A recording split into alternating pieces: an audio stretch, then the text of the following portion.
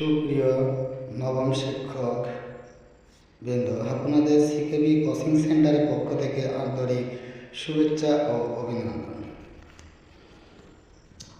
ইদানিং দেখছি বিভিন্ন ফেসবুক বা ইউটিউব বিভিন্ন প্ল্যাটফর্মে দেখছি পদসংখ্যা আরও কম, দেখছি 33,000, কিন্তু 33,000 না, এখানে হচ্ছে 69,500 সামথিং, কম বেশি হতে পারে।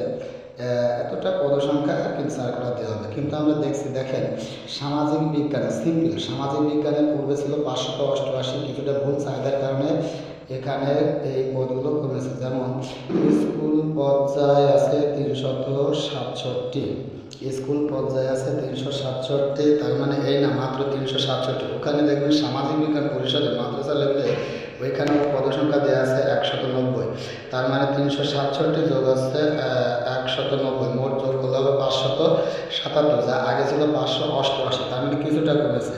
সিম্পল ধরি রাষ্ট্রবিজ্ঞানে আগে আমরা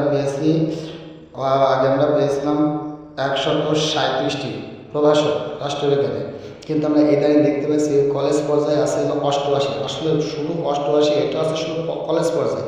মাদ্রাসা লেভেলের প্রভাষক ক্ষেত্রে এখানে আছে, মাদ্রাসা লেভেলে আছে 63, আর হচ্ছে কলেজ পর্যায়ে প্রভাষক পদে আছে 68, দুটো যোগ করলে আছে 131, কিন্তু আগে ছিল 137, তার মানে এখানে 6টা পদ কমে গেছে ভুল চাহিদার কারণে।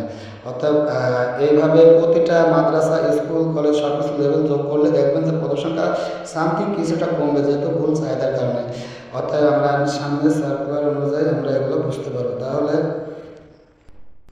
সার্কুলারের অপেক্ষায় আমরা হয়তো যেহেতু অনুমোদন মেলানোর সাথে সাথে এই সপ্তাহ না হলে আগামী সপ্তাহের মধ্যে আমরা সার্কুলার পেয়ে যাব। অতএব শূন্যপদ কমবে, তবে বেশি না, সামথিং। অতএব সার্কুলার, এবং আমিও একজন শিক্ষার্থী, অতএব আপনার সামাজিক বিজ্ঞান ও রাষ্ট্রবিজ্ঞান কলেজ পর্যায়ে এবং রাষ্ট্রবিজ্ঞান কলেজ পর্যায়ে ও সামাজিক বিজ্ঞান স্কুল পর্যায়ে গুরুত্বপূর্ণ তথ্য এবং প্রশ্ন পেতে আমার এই চ্যানেলটি সাবস্ক্রাইব করে রাখুন। আর এই ভিডিও করতে অনেক কষ্ট হয়, অতএব যদি পারেন সাবস্ক্রাইব করবেন, না বলে দেখে চলে যাবেন।